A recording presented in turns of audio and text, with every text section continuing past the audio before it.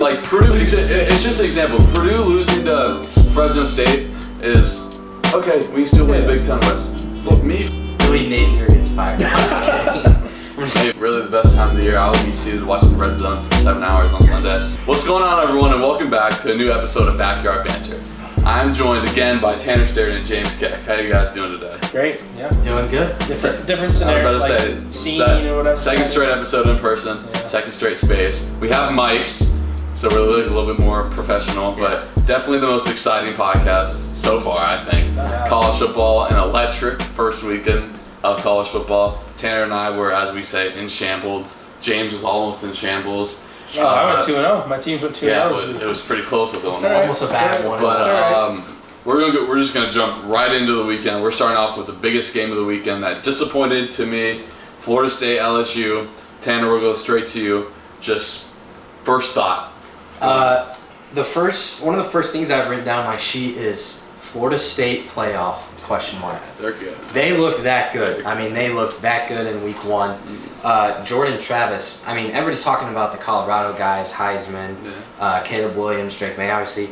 Jordan Travis definitely has a say in that through week one. I mean, you look 342 pass yards, 4 touchdowns. He had another, 40 yards on the ground and another rushing touchdown. So you add that up, that's like almost 400 total yards and 5 total touchdowns. Yeah, he looked really good. And their defense looked really good too. I mean, LSU, that's not like a bad offense at all. And really, if you take away that last touchdown there, it was 45-17. Yeah. So, I was very impressed with Florida State. I think that they look really good, and I tell you what, I can't wait for that Clemson game. It's like 3 weeks away. Florida State at Clemson. I'm looking forward to that one. What about you guys? Yeah, I wasn't able to. I watched the first half. The second half, I was on my way back from Nashville, and believe it or not, the internet down like in Southern Illinois is not the best. So all the cornfields. But I tell you what, from the first half that I was watching live, there were some big hits in that game, like huge hits. And Jaden Daniels decides to try to hurdle his offensive line, and he meets a linebacker. He hit triangle on it. I mean, it was incredible. It was incredible. Play clock at 5. Daniels still has it. Tries to jump over people and gets absolutely hammered to the ground. But the first half kind of was just like the first half of the season, right? There was mistakes made by both teams. Like LSU couldn't catch a punt. Yeah. Right? Like it was the same thing in last year's game. Exactly. And that's what lost in the game. Like last year was a much better game. But Florida State is really good. And I don't want to discredit LSU either, because I do think they looked pretty good offensively sometimes, but that defense really struggled. But I think Florida State really good. Keon Coleman, he had 3 touchdowns? Yeah, he was absurd. He was absurd. So I really like Florida State, and obviously I think they're gonna run into one team in the ACC, and it's gonna be that Clemson game, but we haven't seen Clemson yet, right? They play tonight, and we'll see what Clemson team we're going to get. So. As you're watching this, you'll know the score of the Clemson game. But we talked about it all the time. Like, you need dudes to win, right? FSU has some freaking dudes. Keon Coleman, James, dog. Just a stud.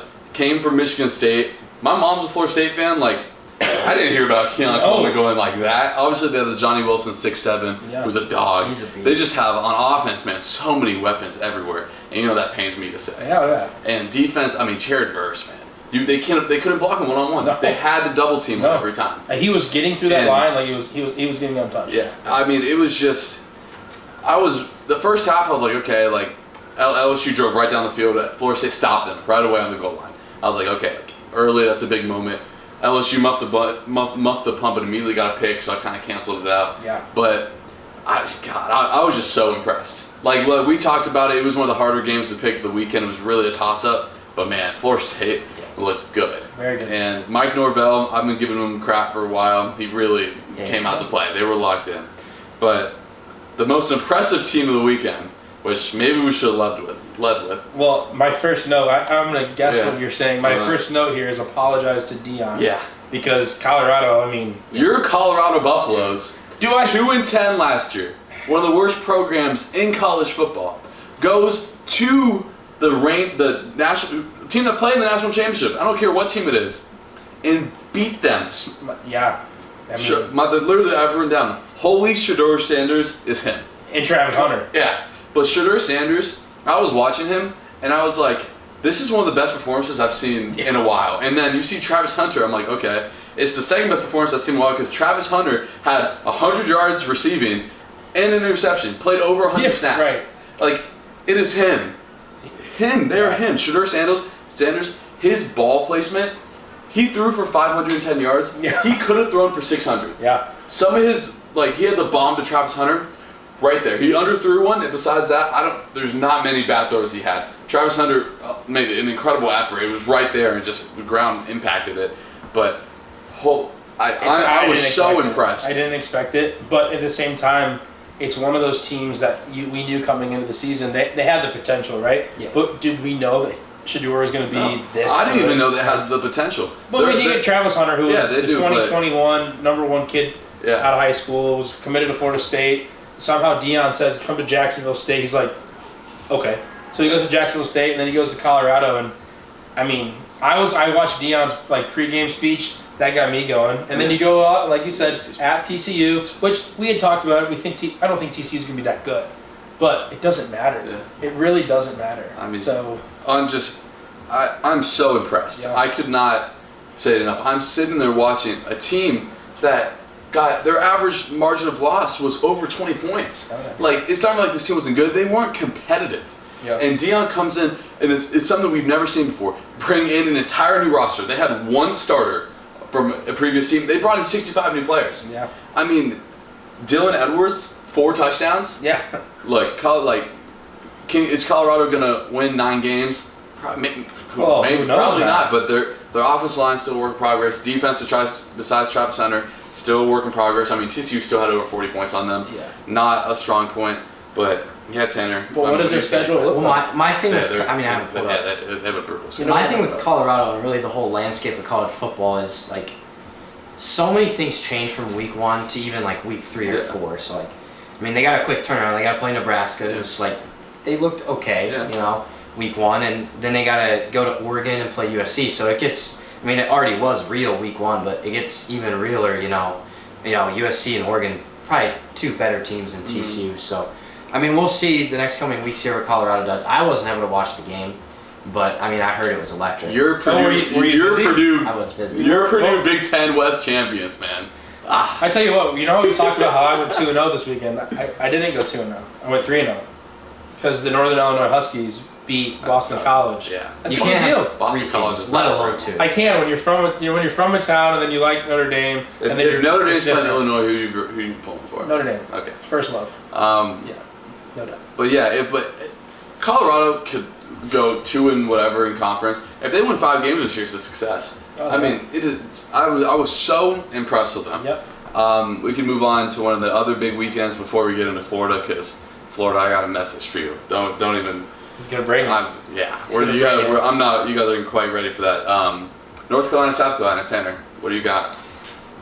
This is another thing that I was excited to see because my ACC runner-up pick actually played defense. Yeah. North Carolina's defense. Their defensive line, man. Actually showed up. And that's exciting to see because Carolina, we know they have the offense. We know they have the quarterback. We know they have the coach.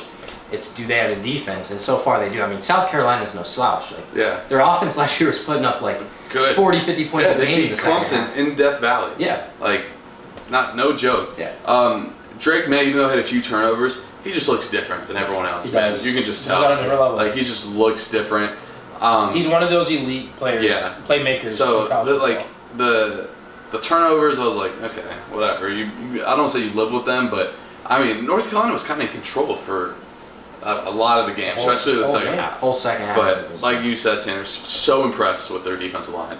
9 sacks or something? Just it reminds me of Florida played Miami first week, the 150th anniversary, and Miami started a bunch of freshman offensive line. Florida won 9 sacks. Yeah. I mean, there's not a lot what you can do. Spencer Rattler's good, but he's not, first round pick. I wasn't that impressed with him. Maybe. I wasn't personally that impressed with South Carolina. It is hard when you're getting beat down like that. Yeah. Every throw he tried to make, he was on the run. Yeah. I mean, he had to be. He was outside the pocket trying to make a throw that was just a tough. Yeah. And they were covering the ball well too. So it was a good game. I was very impressed with North Carolina, but I wasn't that impressed with South Carolina. So North Carolina's got some tough games ahead. Yeah, so they we'll definitely have see. some work to do. But We'll see. But I mean, you watch the game. Strong start. Drake May just looks a little different.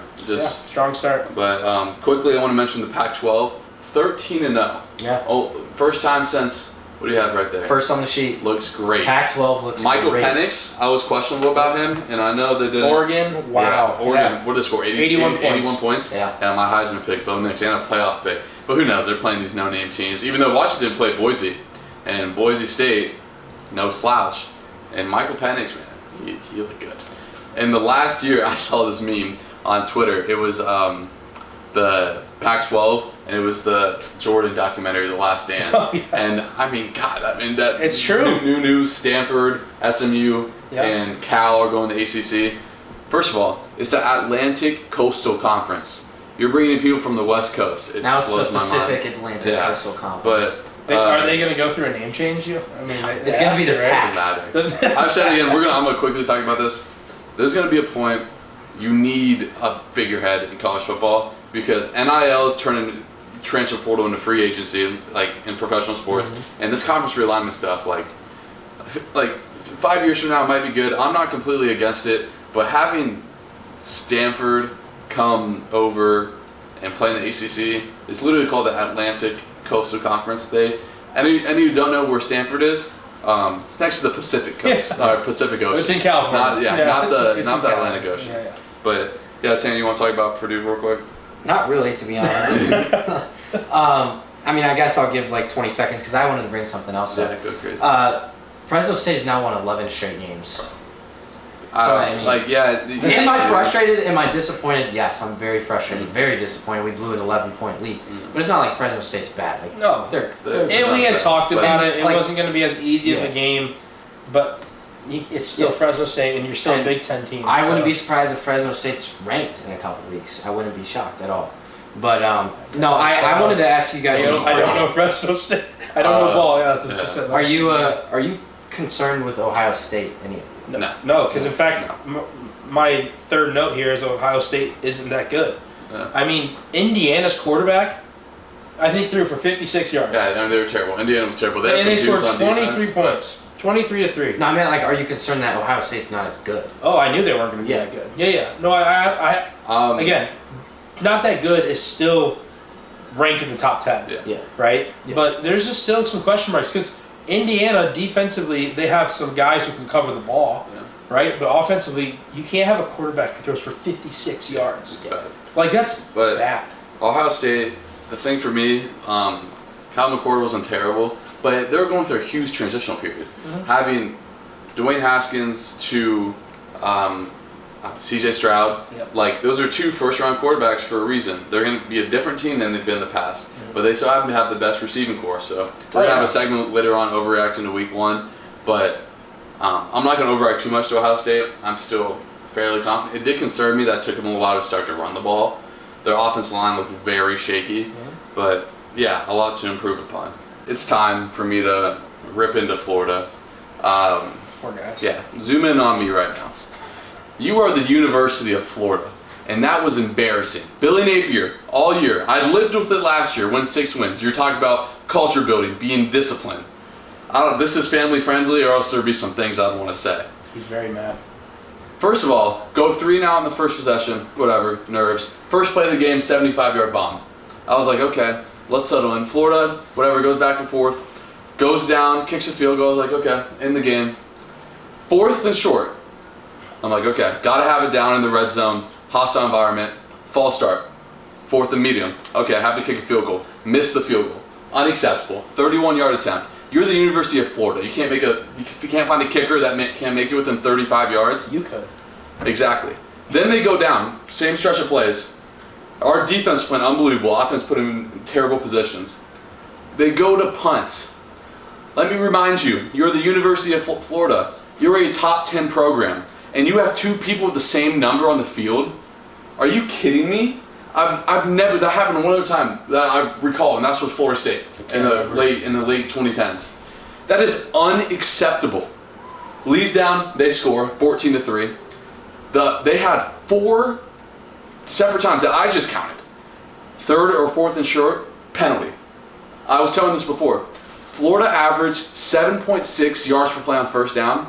Their average third down distance was 10 yards. That means you had to be historically bad on second down to get to that point. Look, there's some stuff to take away that was good.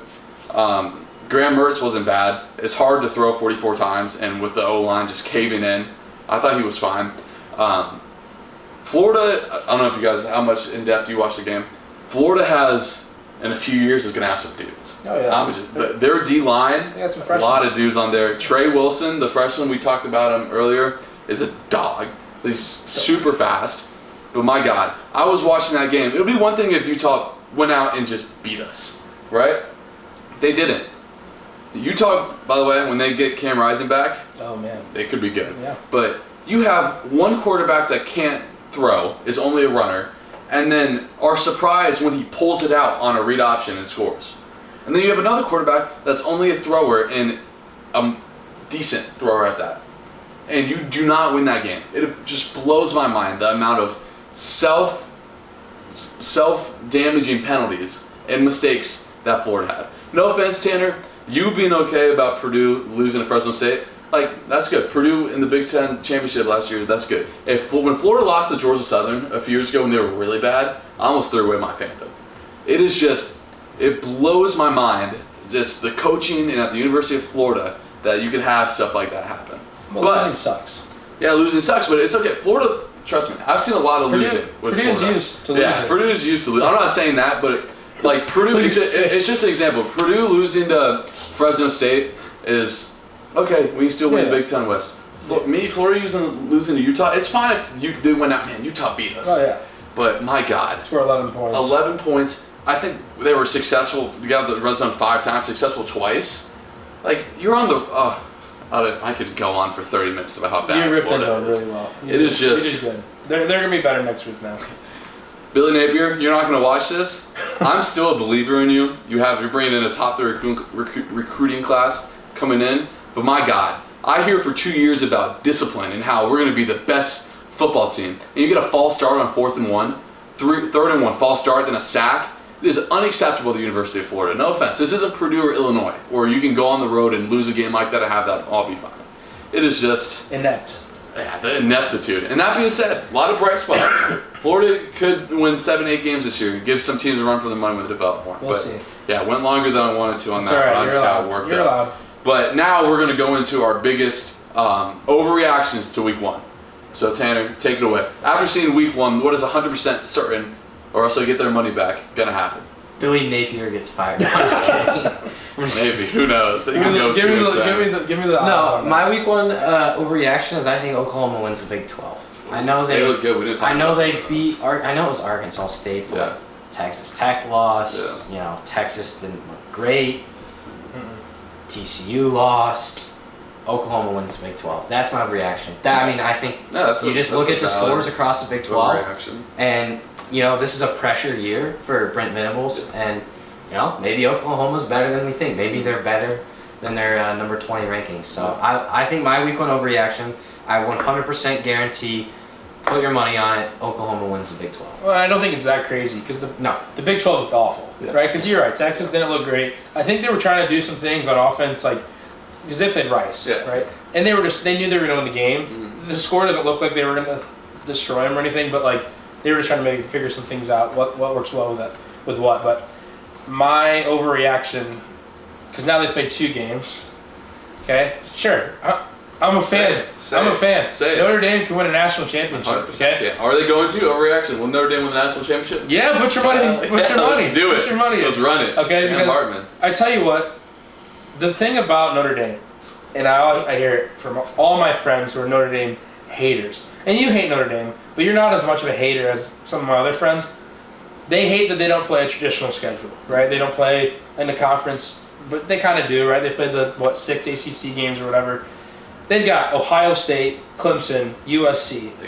They've got a schedule, right? So there's no reason that people should ever poop on Notre Dame because I told Johnny this. This is the first time I can remember watching Notre Dame where they have a quarterback. Yeah. And Sam is a dog, okay? He's a dog. He's doing things that the last quarterback I can remember was Ian Book. Like, Who was the lefty that you had that transfer to Florida? Even when he was Malik Zaire. Well, yeah, and then our transfer is now taking reps at Alabama. We're not playing. But Tyler Buckner, I think. Yeah. But even when I tell you what, we can run the ball. Okay, our secondary's amazing. We have a quarterback. So my overreaction is I'm gonna put fake money on Notre Dame to win the national championship. Yeah. even when Hartman was on the sideline like giving signals. Yeah. You know. Yeah, that was funny. We won't go into that, but he was doing some awesome stuff on this. But Good the technique, thing with Notre Dame, Sam Hartman is about 37 years old, so I'd hope he'd be able to spin it right about now. Oh, come on. No, the thing that with Notre Dame, if they get one loss, let's say they lose to Ohio State but beat USC, and what's their other hard game? They play North Carolina. And whoever else, they lose Ohio one. State, Clemson. Clemson, they lose don't one play game. Carolina. No? Then it's Clemson, whatever. They lose one game. Will they make the playoff with one loss? Yes. But what else happens? The thing I love the tradition of Notre Dame being independent. I like that they go out and make their own schedule, but not. Let's say that the Pac-12 champion is undefeated, SEC is undefeated, Big 12 is one loss, and ACC is one loss, and there's a one-loss Notre Dame that's not a conference champion. It just puts them in a hard position. I like that take. It I think Notre 100% Dame, does, but this also goes into a segment that I wanted to bring up, so I'll just briefly talk about it. I wasn't sure on the expanded playoff until now. Yeah. Because you look at teams, I'll even talk about Michigan and how bad their schedule is, right? It makes teams who play those tough schedules that if they lose one or two games, they can still get in, right? Because if you play a schedule that has 5 teams ranked in the top 15, no matter how good you are, you're not going to win every single one of those games. And so the extended playoff makes sense now because I'm even looking at my top 10, which we'll get into in a little bit. All these teams can make the playoff in an expanded version, but because there's only 4, you just don't know. And like you said, undefeated conference champions, they're going to get ahead of Notre Dame, and that's just it's just the truth. But it's the tradition, it's the brand deals, it's the TV deals, and you know what? The other reason Notre Dame's good is because of Marcus Freeman. They've got one of the best head coaches in college football. So. So yeah, it is interesting. I'm not ready to hop on that. No, that's fine. I'm willing to. But they lose to Marshall last year. They did. But I'm gonna do quick my overreaction. I said it in my predictions. I thought TCU was gonna go 75, 6-6. I said that before last weekend. Both my predictions. LSU also to finish unranked. Both of those looking good. But I'm gonna re-up on TCU. I'm not a believer in them whatsoever. I think they caught lightning in a bottle in a weak Big 12 last year. They played their butts off against Michigan, but I think they go 6-5, 7-5, 6-6, stay on that track. But yeah, we're gonna go into our top 10. We'll do it quickly. Let's go 10-7 real quick. I'll go first. My first team out was Notre Dame, so they're my first team out, and then I go Clemson, Washington, Texas. I was so impressed with Washington and Michael Penix Jr. that. Being able for me to confidently put them in there. So, yeah, Texas, huge game this weekend. They're outside the AP top 10, and I think they're 11. But there's so much talent there. And like James said, they're kind of messing around. So we'll see this weekend. I'm going to give them the benefit of the doubt, and we'll see how they play when they go to Alabama this weekend. Yeah. My first team out is Oregon. Again, it's just hard because it's so early. It's so early. 10 I got Clemson, 9 I got Notre Dame, and 8 I have Tennessee. So yeah. My first 2 teams out are Notre Dame and Clemson. Notre Dame hasn't played anybody yet. Clemson hasn't even played yet. Yep. At 10, I got North Carolina. I've been a big believer in them, so I like Carolina. At 9, I got Utah. I think they looked really good. And at 8, I got Washington. So we're going to 7, right? 7. I think Utah's defense looked really good. 7 is USC for me. Oh, I didn't go to 7. We can go 7-5. You have USC at 7. Yeah. Do you want me to just go down to 5? We'll go to 5. Go to 5. Okay, and then 6 for me is Penn State. Yeah. Wasn't too impressed, but I'm still a believer in them. 5 is Ohio State, same thing. Yeah. Wasn't crazy impressed, still a believer in them. What do you got, James? So I have Ohio State at 7, Penn State at 6, and Florida State at 5. Okay. Yeah, that's good. We're all similar. I have Penn State at 7, USC at 6, and Ohio State at 5. We've talked about it. Drew Adler. He does a lot of stuff that Sean Clifford couldn't do. So again, I picked them to win the Big Ten in the playoff. Yeah. Excited about what I saw. And then I'll just go 4-1. So if the playoffs start today, this is who I think would be in it. Florida State at 4, Can't say enough about how good they look. Jordan Travis, James, Dog. 3, Michigan. I mean, I don't really know how you evaluate them. The whole Jim Harbaugh thing really rubbed me the wrong way. But I mean, JJ McCarthy's good. Good old line, run game, always be able to control a game. And then 2 and 1. I have Georgia at 2. I mean, they were fine. Yeah. You know, what can you do? They play a team like that. Can't really do much. I'm eager to see Carson Beck in a big game. He'll be able to spin it and really spin it. And I got Alabama at 1. I still think they're the most talented roster in college football. Jalen Milroe does stuff with his legs that no other quarterback in really college football can do right now. Yeah, I mean, I think this is the exact top 4 that I picked. I got USC at 4. I have Bama at 3, but again, that top 3 to me just doesn't matter. It's a coin flip.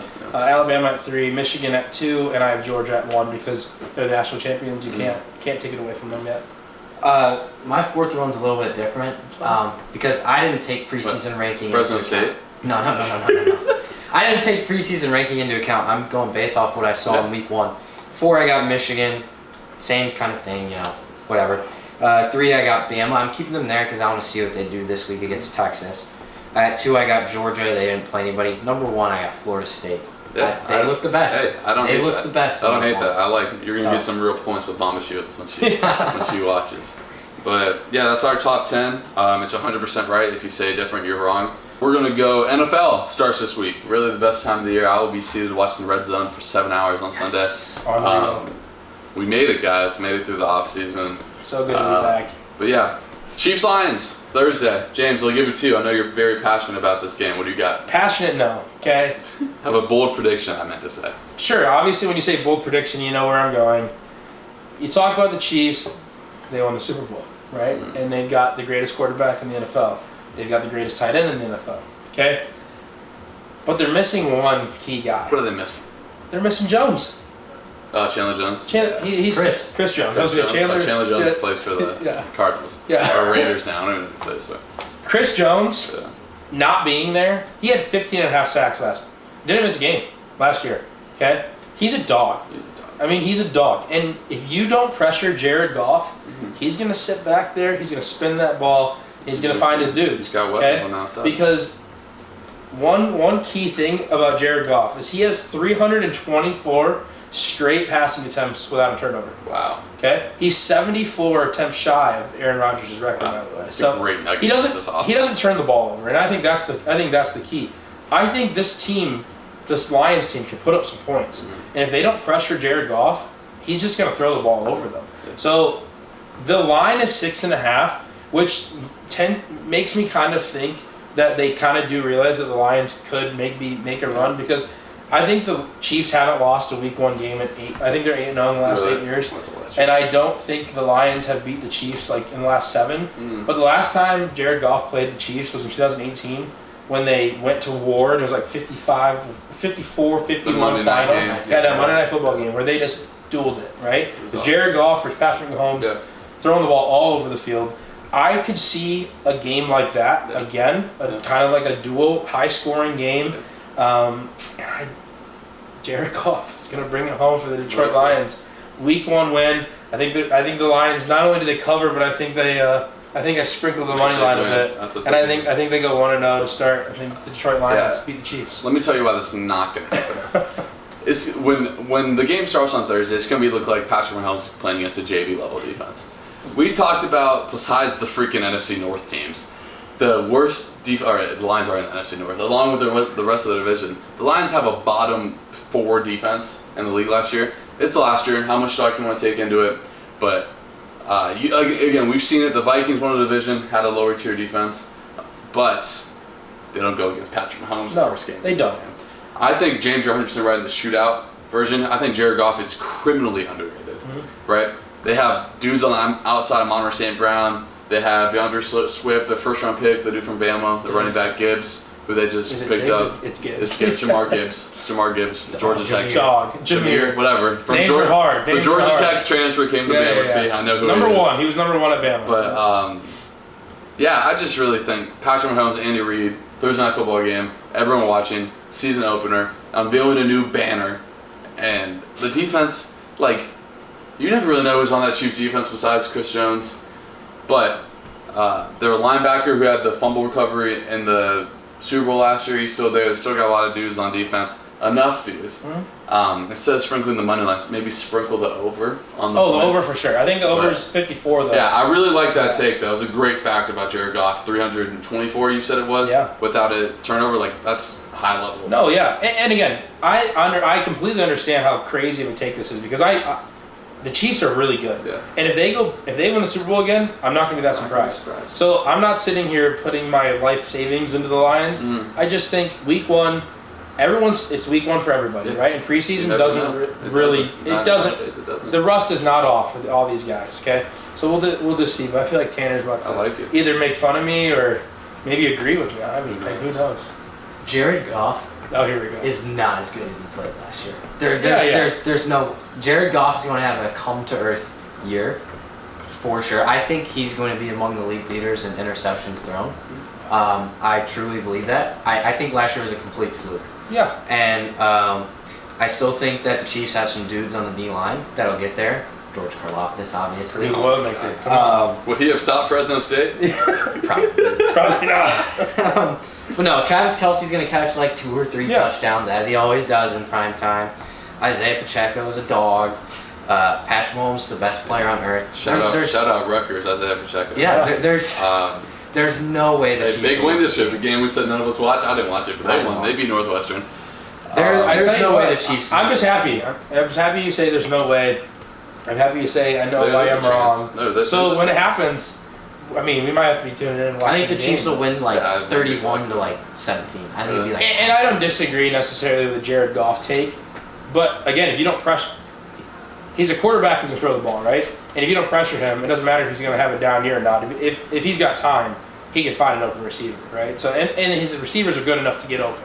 So I don't know. We'll see. It's a hot take, but no, I like it. I like it, and stand by it. Say the Lions are going to win the damn game. Lions, sprinkle the money on. I like it, especially the fact about Jared Goff talked about it. But we're going to finish up our predictions on the episode coming out on Friday. You'll have our entire NFL predictions. Who's going to win the Super Bowl?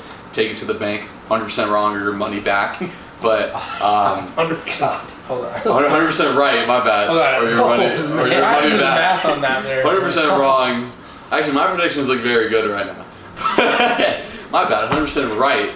Or your money back. How can your predictions look good if you haven't even started? My college football ones. Oh, your college football ones. Okay. That's yeah. Fair. Now, if you've been betting with Tanner, Texas Tech. I'm just joshing you. Now, anyway. Hey, now for the first time in a while, we're going to hop into the MLB. We're all very big MLB guys. You'll never guess what team Tanner's a fan of. But... Probably the Cubs. But yeah, you guys can go ahead and get into the Cubs first if you want to. I really wasn't. I was gonna talk about Julio Urias. Yeah. That is a big deal. Him and Wander are gonna be playing in the freaking prison leagues together, man. Or they're gonna compare with Trevor Bauer. Yeah. So Julio Urias is probably gonna get the Trevor Bauer suspension or something similar, which is a big deal.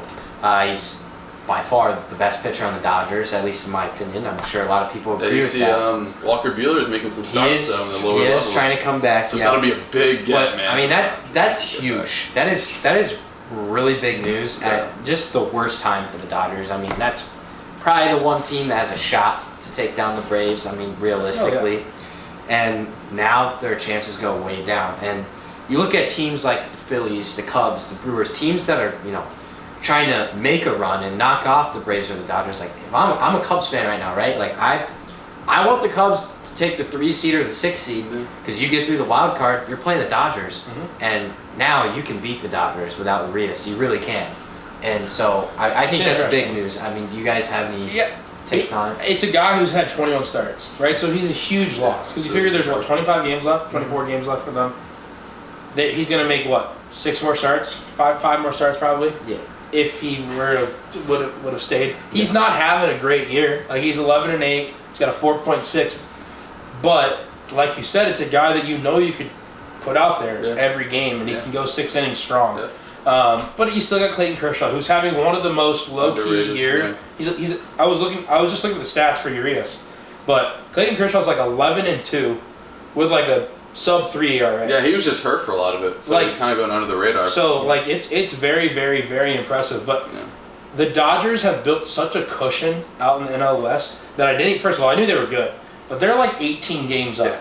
Like they remember are when the Diamondbacks so led the division for a second in July? because they've won 50 games like before the Dodgers did or whatnot, and so it's huge news. It is huge news because he's their number 2, right? And he's a guy that can just go out there and just pitch lights out and be a guy that can win some games.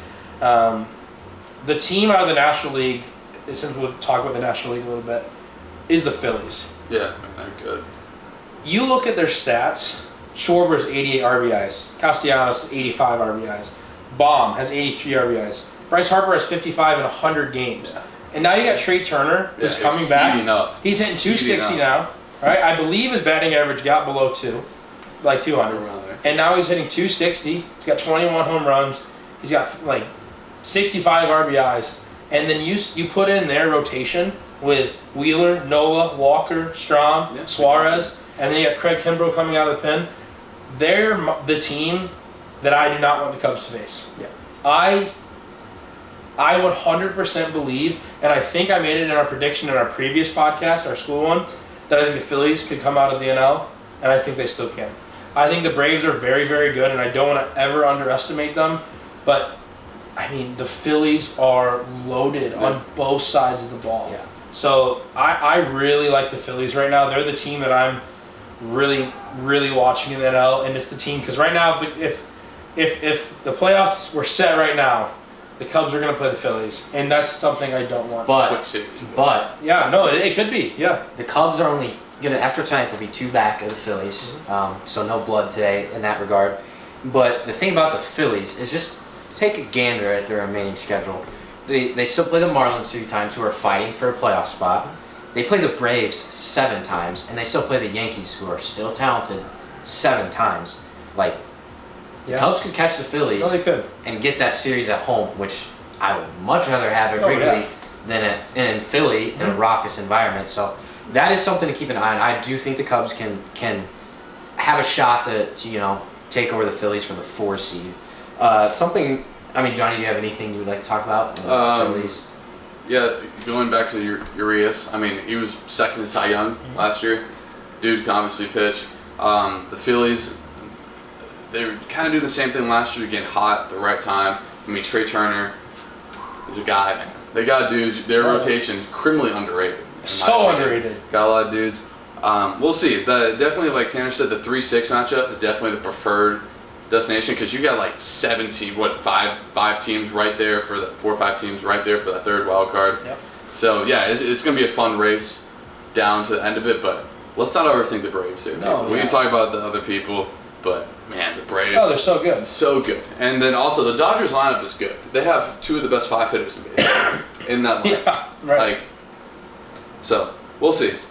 Yeah, that Braves lineup is just disgusting. I would like to move over to the American League. There's a lot of things I've written down for the American League. I'm going to put a little hot take out there before I let you guys take it away. So right now the Rangers and Astros are playing each other in a series, and they both have a 1.5 game cushion in the AL wild card. The Blue Jays are trailing, who are now playing the A's, who are just awful. Yeah. That game was tied in the 8th inning. The Astros are just blew it. No, I'm talking about the Blue Jays game. Oh, really? I'll check that real quick. My hot take is that the Texas Rangers are going to miss the playoffs. I don't hate it at all. Yeah, Blue Jays 1-10. I feel like they're just destroying themselves. Yeah. Like they're winning the games they don't have to win, and they're losing the games they have to win. They win. went 1-9 during the stretch, and the Mariners went 9-1. Yeah. It's just completely flipped. That's why you love baseball, man. And actually, after checking the scores, now the Rangers are only up half a game. They got blown over, man. Yeah, I don't think the Rangers are that good. Yeah. Their offense is really good, but they have Scherzer and old. And besides that, Eovaldi, he can still pitch. Yeah. But their offense carries them. When that offense goes cold, you need pitching in the playoffs. Their bullpen need pitching. The Astros, the Rays probably going to end up getting the first wild card. I want them to play any team besides the Astros because you throw out a 1-2 of Verlander and Framber Valdez. Who has a better 1-2? Not really anyone. Blue Jays are tough. Game and a half back the Astros. Blue Jays. I don't see it happening though because I think the team in the AL is the Astros. Yeah. you got so you got Baltimore and you got Tampa, right? And I think Baltimore is going to win that division. I think Tampa, they don't have pitching. I don't think they have pitching to even make like a postseason run.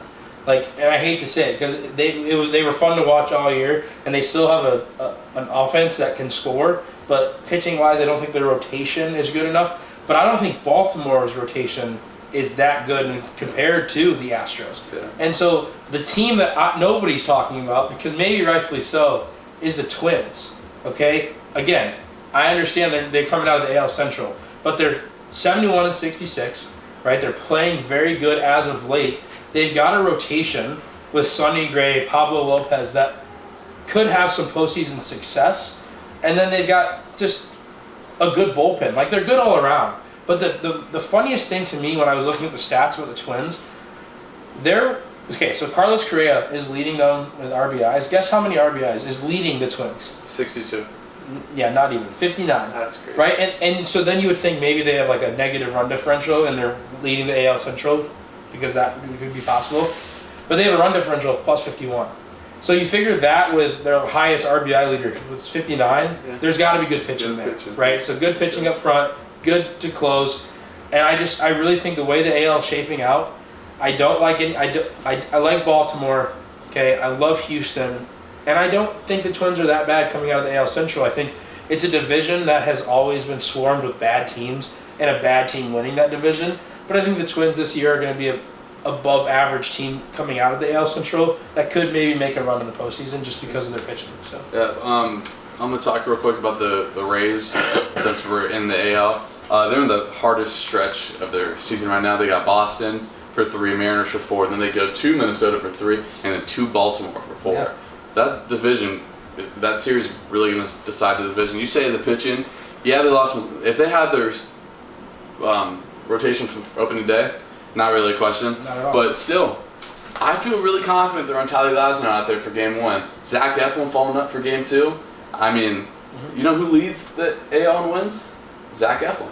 So, I don't know. Like, yes, do they? If it's a 7-game series and it's Game 5, can they win a wild card series? Yes. And I think they can beat. If, like I said, if the Rays very well could end up in the ALCS. I'm gonna read you a stat right here. Yandy Diaz, most underrated player in all of baseball.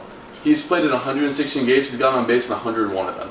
Yeah. It's absurd. Hitting 324 last time I checked. On base percentage well over 400. I mean, look, the Rays can beat you in a lot of different ways. The Orioles' rotation is why they're not going to win in October. Yeah. And it's just huge question marks. Just the Astros, man. It's just really, that rotation is really good. Tanner's going to get in the Mariners in a second. But the Astros, I wouldn't want to face the Astros. No, not at all. I think it's score, they can pitch. I mean, yeah. I wouldn't want to play him at home. Verlander's gotten, he's been up and down a little bit. After their second starter kind of goes down a little bit, but I mean, man, I would not want to face the AL is interesting, right? Yeah, the AL is very interesting because you just don't know. Like, he's going to talk about the Mariners, I'm assuming, right? And they're a team that I think hasn't found a level of consistency. Yeah. Their offense has either been really bad or really good. Consistency is the key in MLB, and that's why the Braves are so good because they don't go on a stretch where they just suck, right? They just win, right? If they lose a game or if they drop a series, they go back and they're like, we're still the Atlanta Braves, we still have the best offense in baseball. Like, and I just don't know if the Mariners have that, but speak to me. Let's see. So I just like to put this out there. My preseason prediction for the World Series was the Mariners and the Braves, and I'm officially going back to my preseason prediction of Mariners and Braves. I think the Mariners have a sneaky good rotation. I think Luis Castillo is the most underrated starting pitcher in the game. And not only do they have Luis Castillo, who throws 98 with a lethal changeup, you have Logan Gilbert and George Kirby. I mean, those are 2 capable starters behind him. And they're having good years. And then you look at their lineup, like Julio Rodriguez has 5.1 WAR. He's 5.1 wins above replacement. It's ridiculous. Yeah, Teoscar Hernandez, postseason stud. I mean, every time he's played in the postseason, he's gone off. Eugenio Suarez hits bombs. Ty France is solid. Cal Raleigh's solid. Jared Kelenic hits bombs. Like, they're good. They're really, really good. I think they're underrated, and I love their mix of pitching and their lineup, their bullpen. Even though they traded away their closer Paul Sewald at the deadline to the Diamondbacks. They still have Andres Munoz back there, like shutting it down in the ninth. Like, this is a very good roster that I think can make it out of the AL. Do they win the division? Yes. So you think they win the division? I think they win the division. I think they're the 2 seed and because who's winning that division right now? Mariners. By a game. Mariners. By a game, I think. Let me pull it up. I'm 90% sure because I think the Astros are a game back. The Mariners are winning that division. Oh, they're now tied with the Astros because they lost today. But I still think the Mariners win that. Yeah, which is fine. And what's key about the Mariners winning that division is they'd be the 2 seed, right? The Astros are going to be a 4 or 5 if that happens. They don't see the Astros till a 7-game series. Like, yeah, that's if they both get there. It is interesting. Yeah, I mean, it's fun. It's shaking up good, and I think it's great that both of our teams are playing good baseball and have a chance to make something happen. But I mean, we watched the Cubs today. Justin Steele looks so good. Yeah. So yeah, it's exciting. It's exciting to see. All right, we're back with our In Shambles and Legendary this week. Did a draft last episode. Next episode will also feature a draft.